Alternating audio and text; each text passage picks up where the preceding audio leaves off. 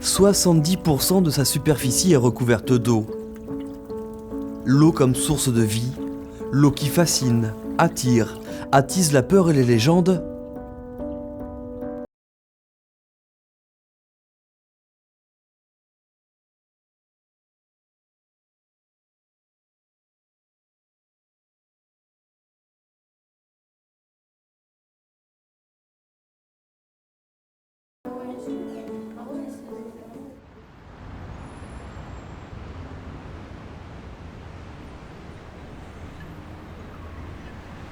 Vu d'en haut, cela ressemble à un crabe.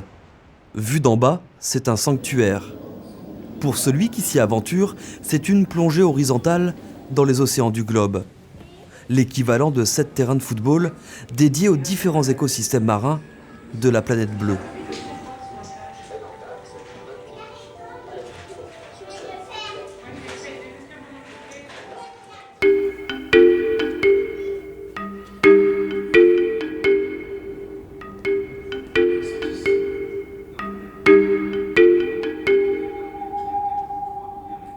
Océanopolis est né à Brest dans les années 90 pour répondre à un besoin, à rapprocher la population du milieu maritime en vulgarisant les connaissances.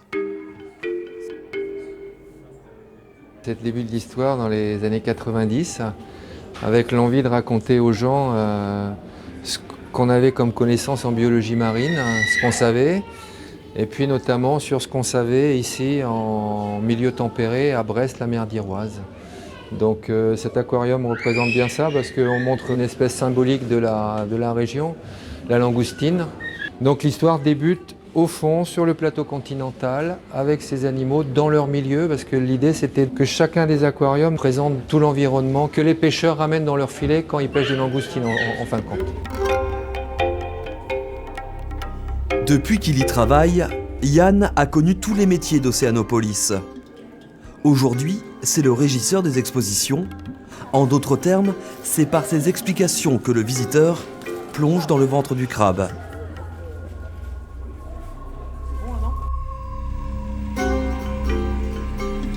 Une fois, j'ai demandé à des enfants d'une classe qu'est-ce qui se passerait pour un hippocampe dans un aquarium que l'on voyait, qu'on avait devant nous, quand il y a du courant dans l'aquarium.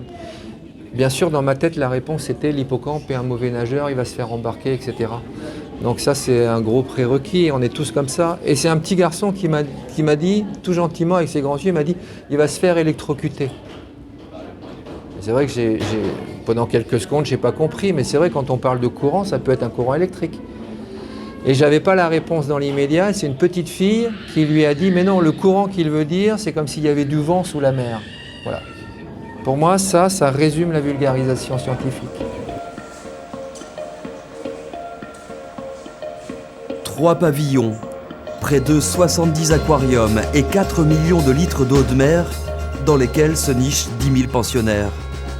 Derrière cette vitrine se cache un autre monde.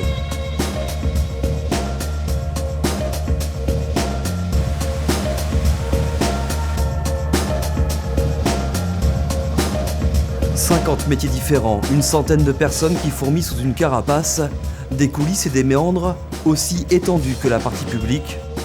C'est la face cachée d'Océanopolis. »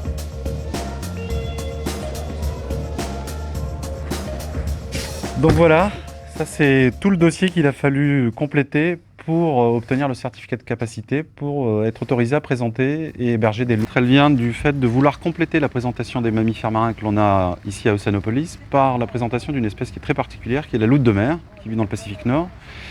Donc c'est une espèce pour laquelle on est encore en procédure pour en obtenir des États-Unis. Mais il était important également d'évoquer la loutre qui fréquente notre littoral et nos eaux en France et qui a la particularité ici en Bretagne d'exploiter également le milieu marin. C'est pourquoi on la présente ici en bassin d'eau de mer.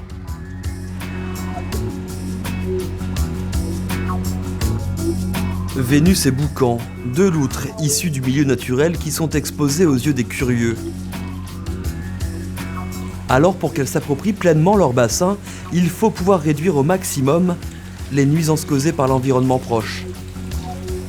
Au-dessus de ma tête, là, il y a la passerelle de la sortie du bâtiment polaire, qui est en métal et donc qui est bruyante. Et donc il a fallu trouver un système, donc des tapis en caoutchouc pour amortir le bruit, pour éviter de déranger les animaux. De même qu'à l'extérieur du bassin, on a végétalisé, on a fait tout un parcours paysager. Les plantes vont pousser, bien sûr, hein, ça a été planté il y a moins d'un an maintenant, de manière à pousser et faire une barrière aussi pour occulter ce qui est en face de nous, qui sont les parkings de Sanopolis. Donc oui, il faut à la fois être exigeant au début, mais après composer avec les imprévus.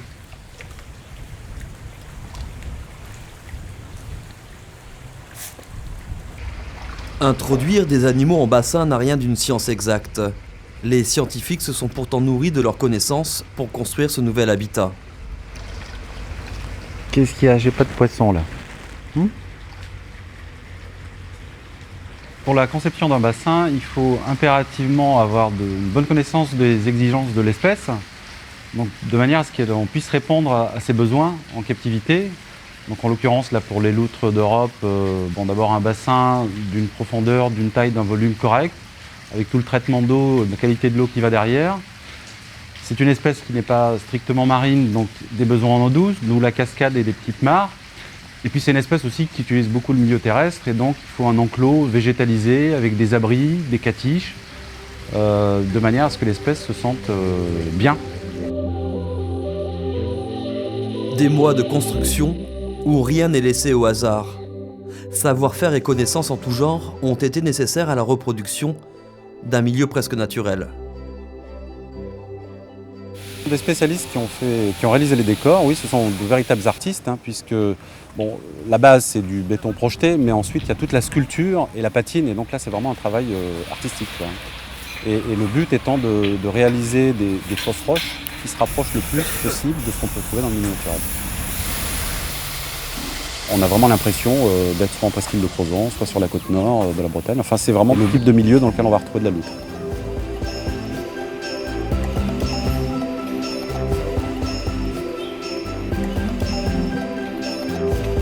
Leur bassin finalisé, en avril 2013, après des semaines d'acclimatation, Vénus et Boucan ont fait le grand saut.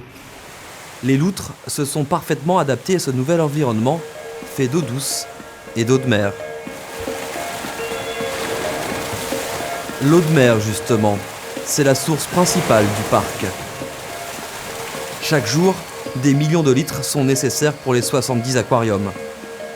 Actuellement, là, nous sommes autour du bassin requin, qui représente environ 50 mètres cubes en volume net d'eau.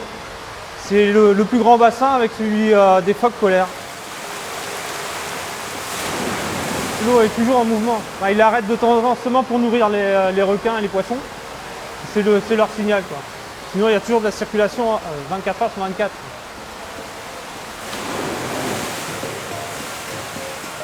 Une eau pure et translucide. Mais avant d'arriver dans ce bassin aux requins, l'eau va passer une batterie de tests, parcourir des kilomètres de tuyauterie, franchir de nombreux filtres, comme autant de péages ou de gares de triage. Nous sommes quelques mètres en dessous du bassin aux requins. Chaque aquarium possède une centrale comme celle-ci. Donc là, on est dans la chambre. Il y a tous les filtres à sable. Et du coup, l'eau, elle est filtrée, elle est stérilisée et elle est thermorégulée. C'est-à-dire qu'on peut la réchauffer ou la refroidir suivant les consignes demandées par les techniciens d'aquariologie. Chaque aquarium a ses propres filtres, ses propres pompes et tourne en circuit fermé, quoi.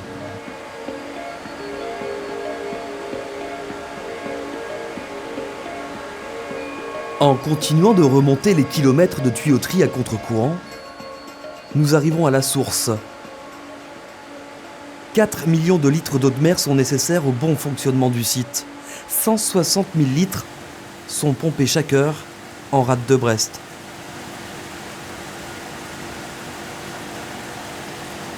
Pavillon tempéré, tropical ou polaire, l'eau qui alimente l'ensemble des aquariums du parc est stockée ici.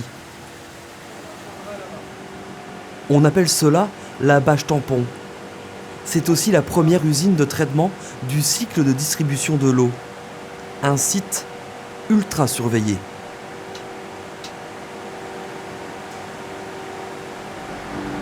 Aujourd'hui, on a une tempête. On est obligé de couper les apports sur les pavillons Sinon, on va salir tous les bassins. Voilà pourquoi on passe en crise actuellement. On peut tourner plusieurs jours s'il y a une pollution ou autre. Tous les jours, Sébastien ausculte l'eau pompée en rade. À cause des nombreuses pluies, elle n'est pas assez salée en ce moment. Pendant quelques heures, la prise d'eau en rade va être stoppée, le temps que l'eau soit de nouveau propre à la diffusion dans les différents bassins du parc.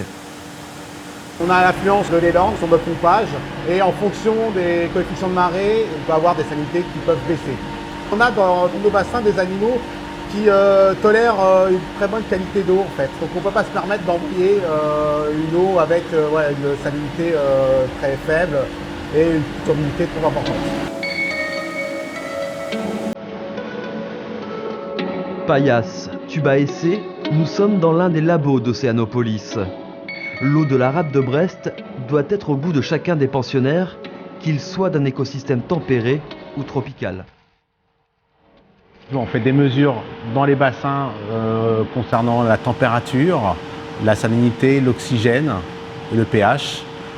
Et on fait également des prélèvements d'eau pour contrôler l'ammoniac, les nitrites et les nitrates. Chaque bassin a une filtration aux alentours de 70 à 100% du volume par heure qui est traité. Donc avec une filtration mécanique et une filtration biologique. On a en plus donc ces renouvellements d'eau qui est de 1% du volume par heure pour le pavillon tropical, 2% pour le pavillon polaire et 10% pour le pavillon tempéré.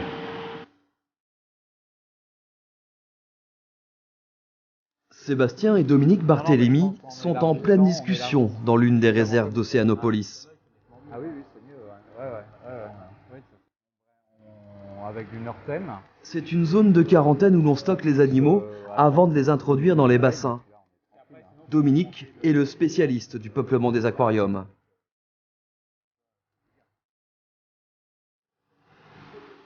Ici, il y a les œufs de requin-zèbre dans cet aquarium. On a 3 œufs qui ont été pondus il y a entre 15 jours et 1 mois. Et dans 6 mois environ, vers le mois d'août, on devrait avoir les premières éclosions du cru 2014 des requins-zèbres d'Océanopolis. Donc ils sont dans des enveloppes cornées là et qui les protègent bien pendant tout leur développement.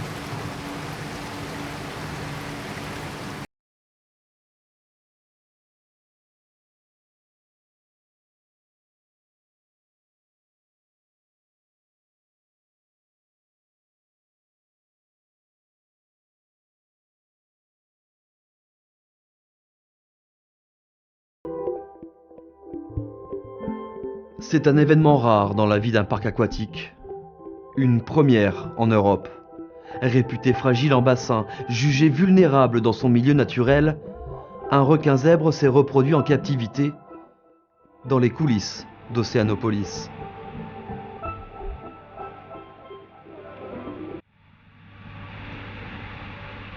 « 37 cm.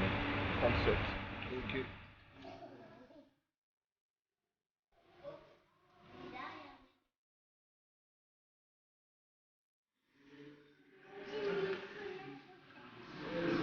Côté visiteur, l'observation des pensionnaires de chaque aquarium fait partie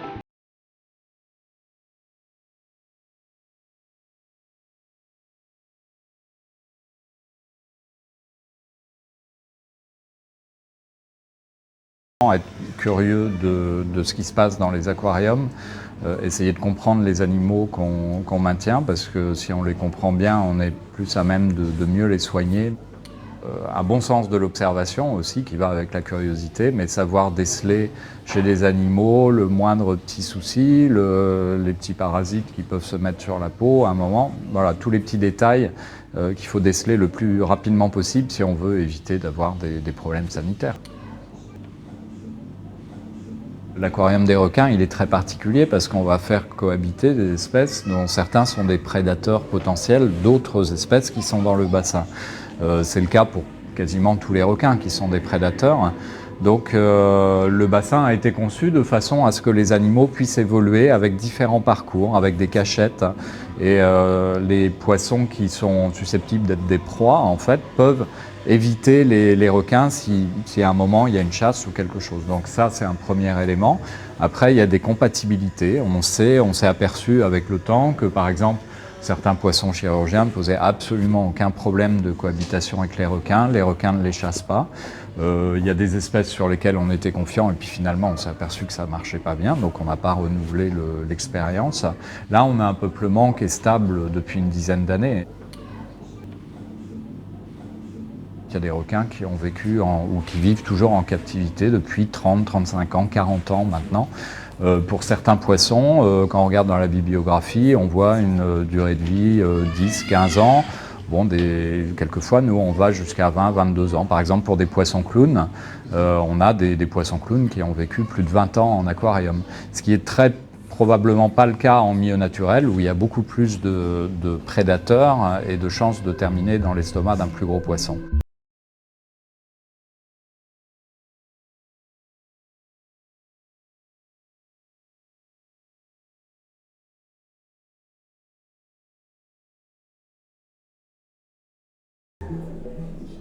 Depuis que je suis tout petit, je suis passionné par le monde marin. J'avais des aquariums chez moi dans ma chambre. Et puis ici, à Oceanopolis, j'ai pu développer en fait tout ce qui est récif corallien, qui est vraiment quelque chose qui m'intéresse beaucoup.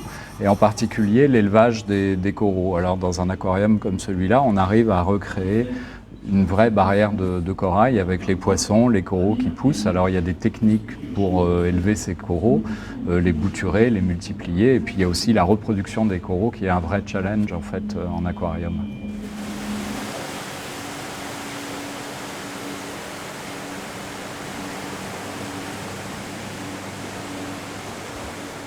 Le corail provient de la zone Indo-Pacifique, une zone très ensoleillée qu'il faut recréer au plus près. Pour assurer la pérennité de cet aquarium, Dominique a dû trouver le juste équilibre.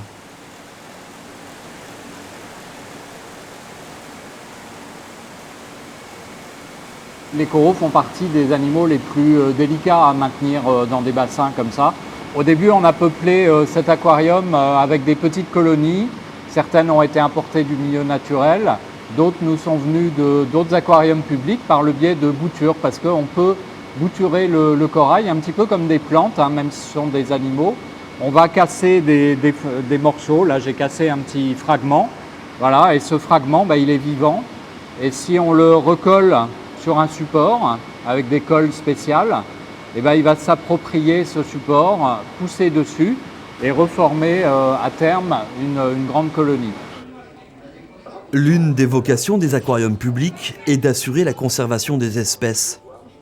Pour comprendre les mécanismes qui les régissent, les scientifiques n'hésitent pas à se rendre sur place.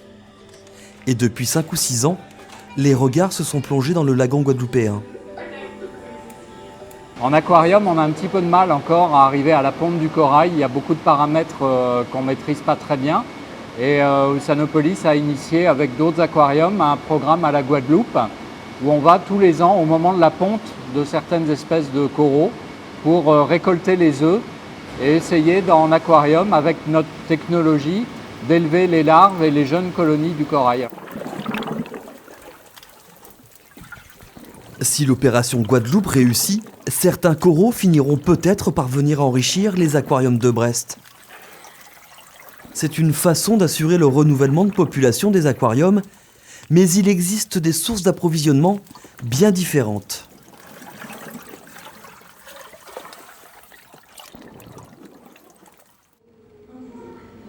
Pour le pavillon tempéré, par exemple, on va prendre nos bottes, nos cirés, nos cannes à pêche, et puis on va aller pêcher ces animaux sur l'estran, en plongée.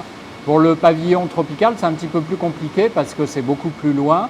Ça implique toute une logistique de transport, notamment par avion. Ce qui coûte cher, ce n'est pas tellement le transport de l'animal en soi, parce qu'il va peser quelques dizaines de kilos, c'est toutes les centaines de litres d'eau de mer qu'on va mettre autour pour que l'animal voyage dans de bonnes conditions. Donc un requin, le prix peut, pour certaines espèces, monter jusqu'à plusieurs dizaines de milliers d'euros. 10 heures du matin, dans les couloirs du pavillon tropical. Yann remplit son rôle de chef cuistot pour les 10 000 pensionnaires. Alors aujourd'hui, il y a du calamar, congelé, il y a du maquereau. Donc ça va être pour les raies, les requins, et aussi pour les tortues. Et après, là, on peut voir qu'il y a des moules, des crevettes. Alors suivant la taille des poissons, on va faire du broyat de moules. Donc c'est les moules mixés assez fins. C'est pour les toutes petites bouches, hein, pour les tout petits poissons.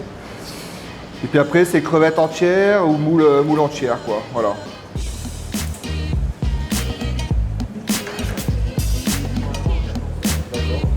Pour cause de particularités et d'appétits bien différents, chacun des 3 pavillons dispose de sa cuisine et de ses propres plateaux repas.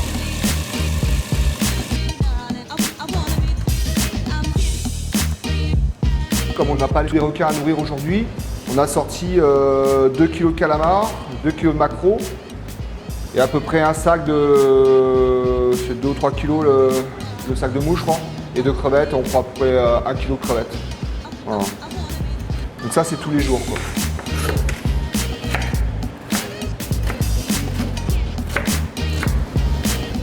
Salut Yann, ça va? Dominique, ça va toi? Ouais, tu vas nourrir les requins là tout à l'heure? Ouais, je vais aller nourrir la femelle requin zèbre là. Ouais. Donc on lui a mis l'antibiotique là.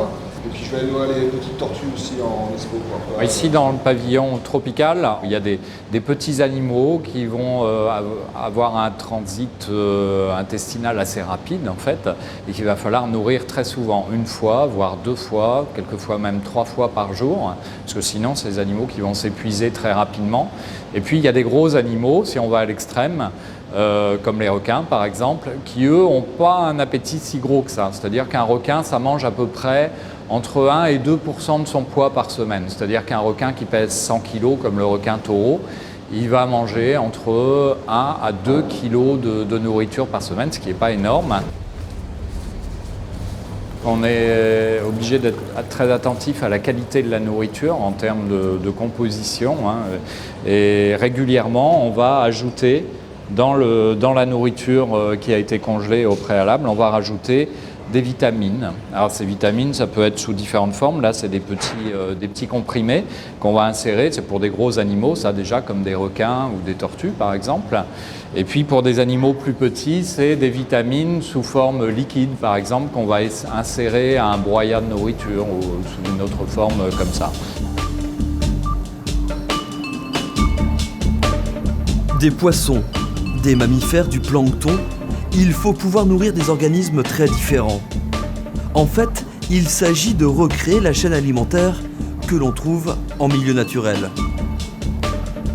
Alors ici, on est dans la salle de culture d'algues. En fait, ces algues, c'est ce qu'on appelle du phytoplancton. C'est des algues planctoniques marines et qu'on cultive en fait comme des plantes, mais on va mettre un petit peu d'engrais. On les cultive dans de l'eau de mer. En partant d'un petit volume, on va aller vers un volume de plus en plus grand, de façon à obtenir des cuves de 200 à 300 litres d'algues qu'on va pouvoir ensuite distribuer pour nourrir différents animaux dans les aquariums de Sénépolis. Les algues unicellulaires comme ça, c'est un petit peu la base de la chaîne alimentaire dans le milieu marin. Donc il y a beaucoup d'animaux qui vont se nourrir de ça. Comme l'eau de nos aquariums est très filtrée, très propre pour qu'on voit bien à travers dans les aquariums, on va rajouter ces petites algues qui va être un petit peu la soupe qu'on va leur distribuer tous les jours. Bah là j'essaye de nourrir la femelle requin zèbre là. Donc on lui donne à la pince, comme ça on est sûr qu'elle mange bien. Et comme on lui a donc mis des vitamines, on est sûr qu'elle ait pris ses cachets, quoi. Alors on l'a mise à l'écart il y a à peu près 1 mois parce qu'elle est en train de pondre. Et dans le bassin qui est derrière nous, c'est le bassin des requins. Et bon, il y a d'autres poissons aussi, mais bon, la plupart du temps, les œufs sont mangés si on ne les enlève pas. Donc ici, elle peut pondre tranquillement, ça nous permet de récupérer les œufs. Et ça nous permet d'avoir des naissances comme on a pu avoir l'année dernière. Mais la dame a ses humeurs. Yann fera chou blanc avec elle. Les autres requins ne seront pas aussi difficiles.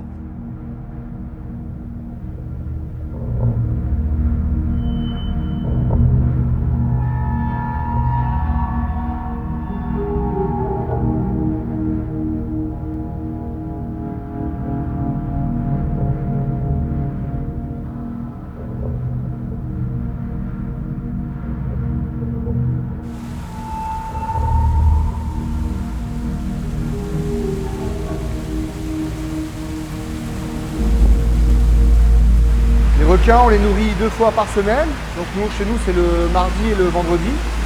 Et autrement, tous les poissons qu'on peut voir, là, les carangues, les platax et autres petits poissons qui sont dans le bassin, on les nourrit tous les jours.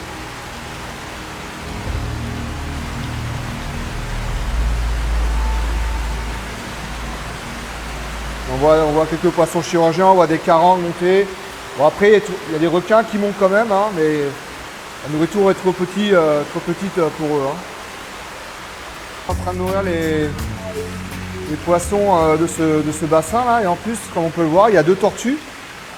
Donc j'en profite pour les nourrir aussi. Donc là, je leur donne du maquereau. Alors, ça peut être du calamar. Et en même temps, elles vont manger les moules et les crevettes que je suis en train de distribuer.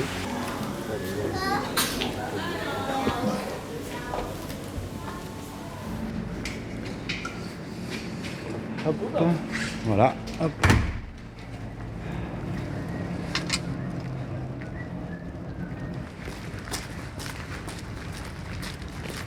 Ça commence à sentir la nourriture. Ça donne faim. Au pavillon tempéré, 11 h sonne également l'heure du repas.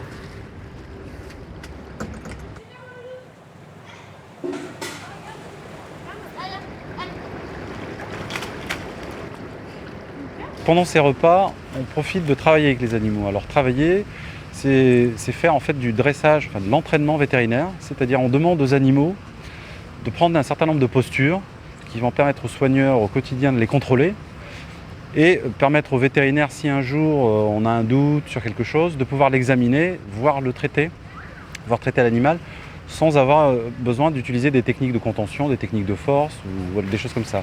Donc c'est basé sur la récompense, c'est-à-dire qu'à chaque posture correspond une parole, correspond un geste du soigneur, et lorsque l'animal accomplit correctement ce qu'il est demandé, il est récompensé avec une ration. Pour les visiteurs, ça sera l'occasion d'avoir un repas qui dure en observant des choses sur le comportement des animaux. Océanopolis, c'est un centre de culture scientifique dédié à la mer. C'est une vitrine des activités océanographiques du pôle brestois. Et donc, il y a tout un volet éducatif, il y a toujours un message qui est délivré, associé au bassin ou aux animaux qui sont présentés, de manière à sensibiliser le public à la conservation de ces espèces. Un coup côté visiteur, un autre côté coulisses. Samy passe de l'ombre à la lumière comme il revisite les différents écosystèmes du globe. Sur de la véritable glace, c'est au tour des manchots d'avoir droit à sa visite.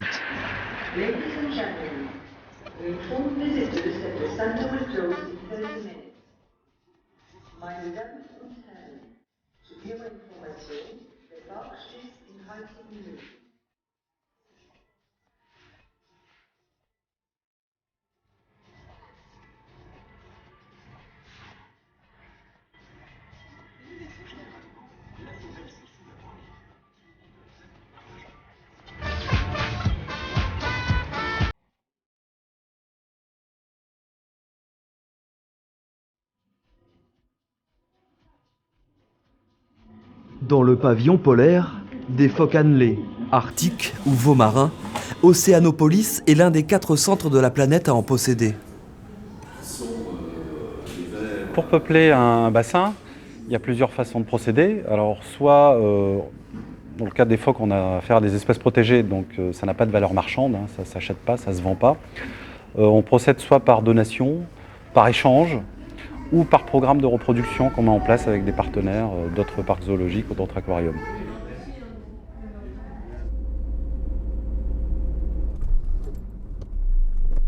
On a un phoque annelé qui est né en captivité, c'est une première mondiale, puisqu'il est issu de la reproduction d'un de nos mâles qui est là-bas, aux Pays-Bas, à Arnhem, parc zoologique d'Arnhem, qui s'est reproduit avec leur femelle.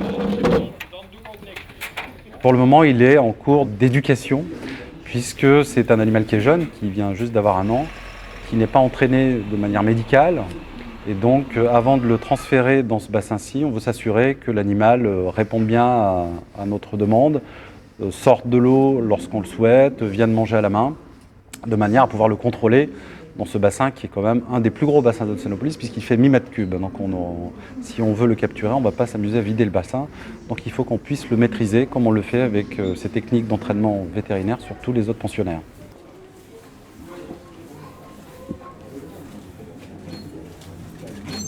En stage d'acclimatation dans les coulisses du parc, un 5e individu devrait rejoindre les pensionnaires du bassin polaire.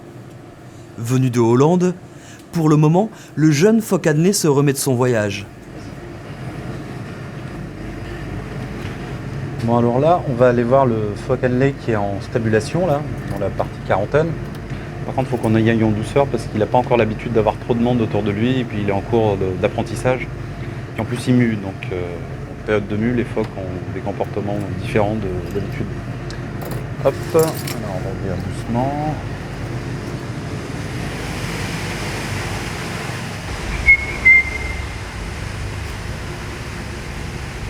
Le mammifère est encore craintif. Alors Junior,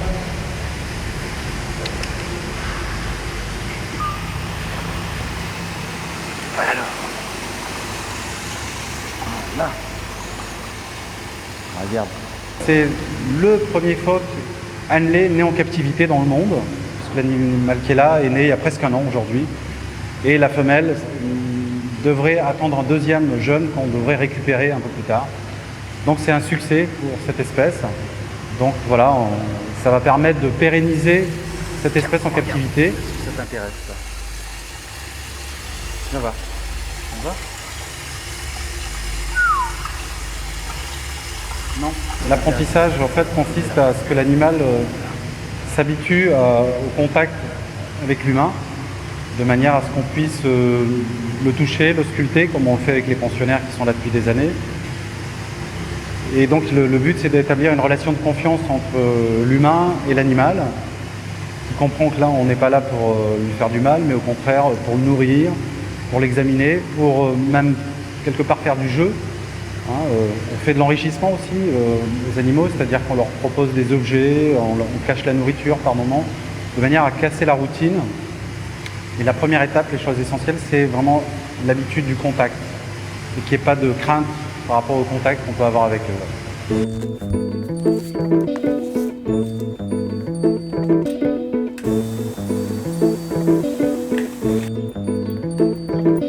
Nous quittons Samy pour nous rendre dans une autre partie des coulisses d'Océanopolis.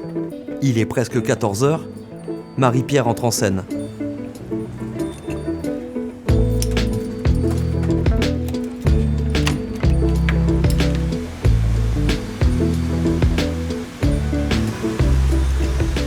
Je pars tout de suite faire un nourrissage pour des animaux de fond qui ont du mal à se nourrir en pleine eau. Et je vais également nettoyer les vitres du bassin. Ça fait partie aussi du métier de soigneur-plongeur. En plongeant dans ce bassin tempéré, Marie-Pierre va devenir un des éléments de la pièce qui se joue pour les spectateurs.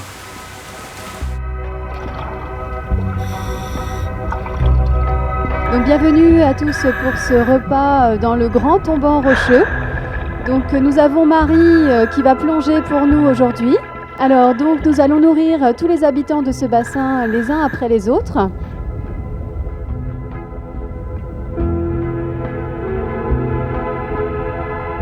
Alors il ne faut pas s'inquiéter si les poissons ne mangent pas beaucoup.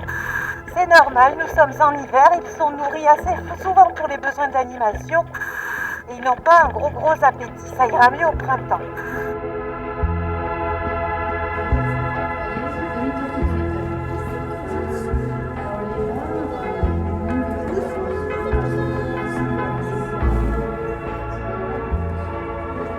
C'est un moment de partage avec les animaux tout d'abord, parce qu'on évolue au milieu d'eux, on les touche, on les approche, et puis le public est content d'avoir des images, d'avoir des commentaires. C'est vraiment interactif comme animation, il y a beaucoup d'échanges.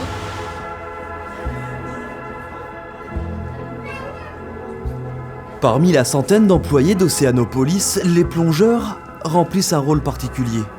Ces quelques instants passés derrière les vitres sont l'occasion de collecter des informations.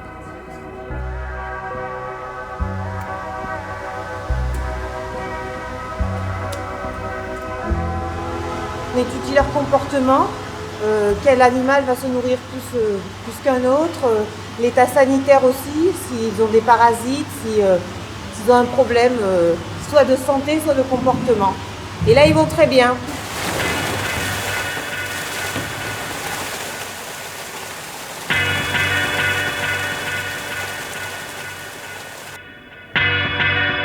Des aquariums aux airs de tableaux de maître.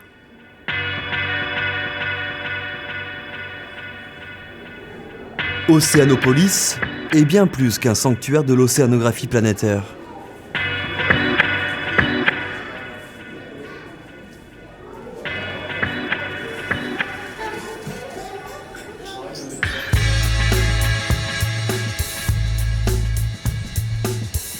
En s'implantant en bord de rade il y a 25 ans, le parc a fait un pari. Miser dans un premier temps sur la faune locale.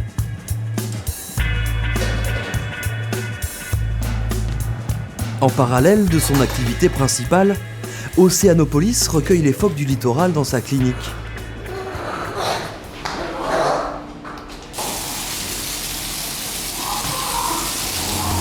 À l'abri des regards, chaque année, une vingtaine de mammifères sont soignés ici.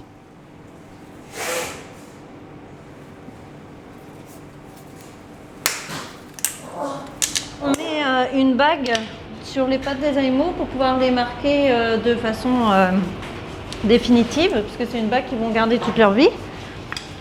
Donc si l'animal se rééchoue plus tard, une fois qu'il sera relâché, du coup on saura qu'il sera passé au centre de soins. Donc ça permet d'avoir un suivi après sur du long terme. Voilà. C'est des animaux qui sont récupérés, échoués en difficulté sur les plages, un petit peu partout. On en a récupéré un peu sur tout le littoral français cette année. On va se décaler pour que je puisse faire la décoloration. Elle s'est mordue du coup, Yann? Comme elle est très nerveuse et agressive, elle se mord toute seule. Donc elle se... Enlève ta main du coup s'il te plaît, Marie. C'est 25. Hein. Donc du coup là on leur fait une marque qui est vraiment à court terme. On met un numéro en fait qu'on décolore sur leur poil.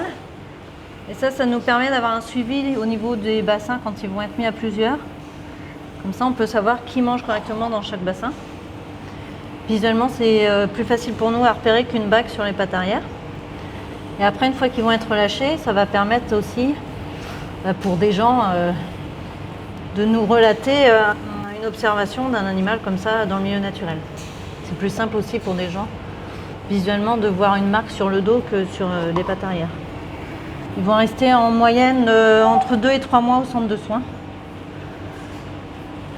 Le temps de se rétablir. Après tout dépend à quel poids ils sont arrivés. Mais voilà, en moyenne on va dire 2 mois.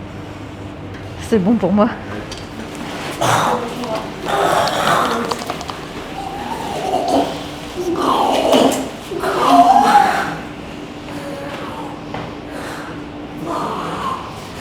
Donc,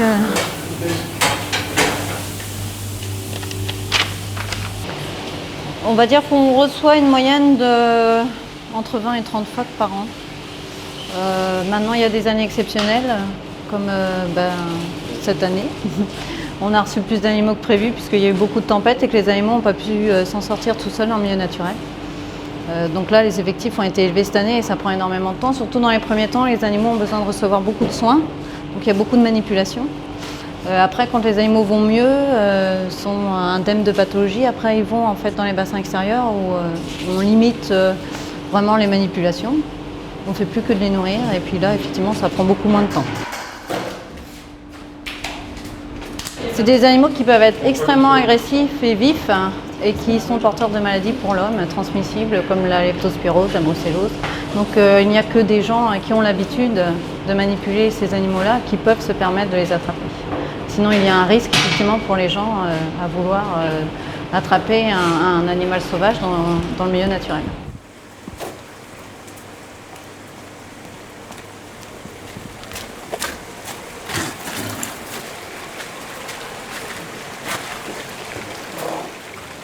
« 500 phoques sont passés par ici depuis les années 90. Des animaux qui sont placés sous le regard des soigneurs et uniquement des soigneurs. On a nos pensionnaires qui sont présentés au public, qui sont des animaux qui sont nés en captivité et qui resteront en captivité toute leur vie, avec lesquels on va pouvoir tisser un vrai lien et on va pouvoir même faire du dressage.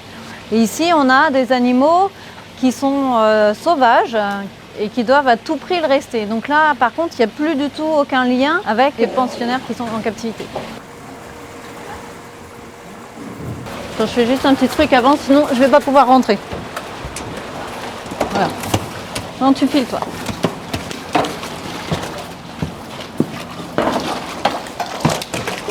Reste à l'eau, reste à l'eau. Allez!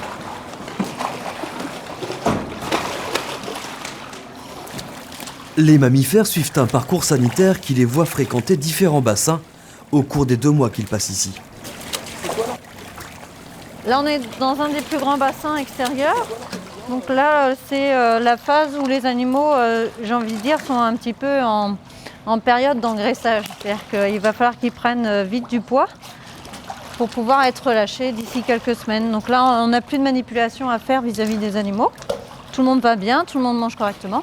Donc maintenant, voilà, il n'y a plus qu'à grossir, à manger correctement avant de retrouver le milieu naturel. C'est la dernière phase. C'est la dernière phase.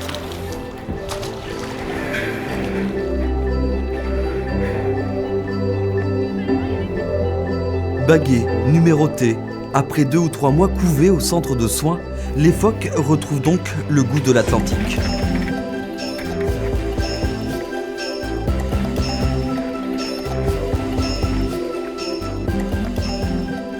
On voulait être sûr que la réintroduction des animaux en soins pouvait être vraiment efficace. Donc du coup, en 1997, on a posé des balises Argos pour justement suivre le mouvement des animaux après leur relâcher.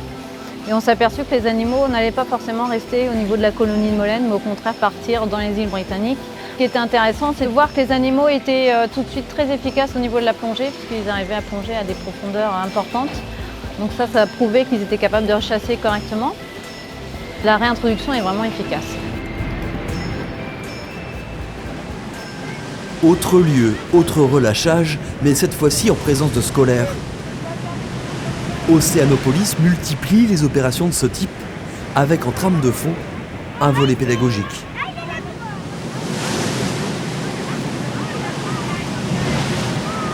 Là, on est sur des approches plutôt une sensibilisation à la conservation de la nature, de l'environnement. Voilà. Pourquoi on va relâcher l'animal? Il vient d'où? C'était quoi son cycle de vie, sa biologie? Pourquoi, à un temps donné, s'est retrouvé au centre de soins d'Océanopolis? Et l'objectif derrière, c'est voilà, cette protection de l'environnement naturel. Le patrimoine naturel est important, il est essentiel, hein, ça fait partie de notre vie. Et donc, c'est comprendre aussi ces enjeux-là. Céline Liré est la directrice du pôle scientifique. Malgré des participations multiples, la recherche ne fait pas partie des missions premières du centre. Les 9000 mètres carrés de l'enceinte sont une vitrine pour la science, une porte d'entrée pour découvrir des domaines méconnus. L'application d'Océanopolis dans des missions scientifiques est plutôt à la marge. On est là pour passer la connaissance. Nous, on est en lien avec les scientifiques, ils nous donnent leur connaissance, leur savoir. Et puis nous, on traduit ça dans une version qui est accessible au grand public. Depuis quelques mois, le monde du silence s'est mis sous écoute dans les profondeurs d'Océanopolis. Le centre a la connaissance nécessaire pour conserver des animaux en captivité. C'est donc un endroit privilégié pour les chercheurs. Alors là, on va voir Lucia, qui est une scientifique qui travaille ici en ce moment à Océanopolis. Elle fait toute sa partie expérimentation marine. C'est une spécialiste de l'écologie acoustique. Et donc voilà, on arrive dans l'espace où Lucia mène son expérimentation. Alors, hop. On ne sait pas en fait qui produit les sons. Donc si on met l'oreille dans l'eau dans une zone côtière, comme ici dans la rade de Brest ou à Molène, on entend énormément de craquements, de bruits qui sont liés à une vie, une activité d'espèces benthiques. Mais on ne sait pas forcément qui fait ce type de bruit. Exactement. Ici, on peut transposer des bestioles d'un milieu dans les aquariums, écouter chaque espèce et voir lesquelles font du bruit, quand est-ce qu'elles font du bruit. Là, à l'intérieur, tu vois. On ne s'en rend pas compte, mais le bruit en mer a une fonction importante pour plein de bêtes, que ce soit des mammifères marins, on le sait, mais il y a aussi beaucoup de larves de poissons ou de crabes, par exemple, qui s'orientent en mer pour trouver l'habitat idéal, où se poser et où se développer. Et donc on est bien sûr. Depuis 15 ans, Lucia est l'oreille de la mer. Donc le signal propre de l'araignée et pas la répétition. Avec Laura, elles écoutent la richesse sous-marine de la mer d'Iroise et étudient l'écologie des paysages acoustiques en aquarium. Donc pour les enregistrements, je coupe l'eau.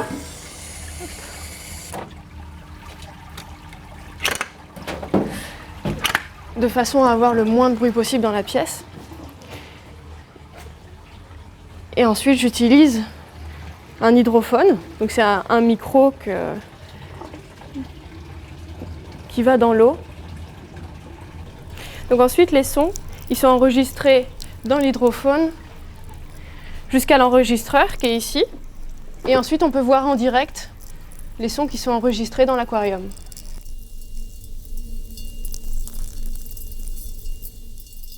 On a eu des bonnes surprises avec notamment les araignées. On ne pensait pas qu'elles faisaient différents bruits. Il y a déjà des organismes dont on sait qu'ils font du bruit, notamment les bivalves, comme les coquilles Saint-Jacques. Les oursins aussi, c'est connu, ils font pas mal de bruit.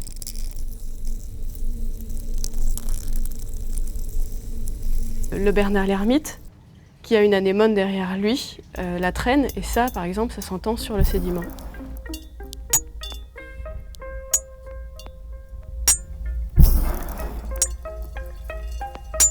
En associant la découverte et la science, Océanopolis entend bien sensibiliser le grand public à une gestion plus rationnelle des océans.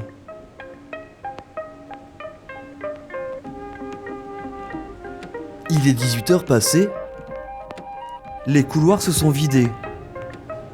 Seule une ombre navigue encore au milieu des océans. Ici, les pensionnaires ne sont jamais vraiment seuls. Ils conservent toute leur part de mystère.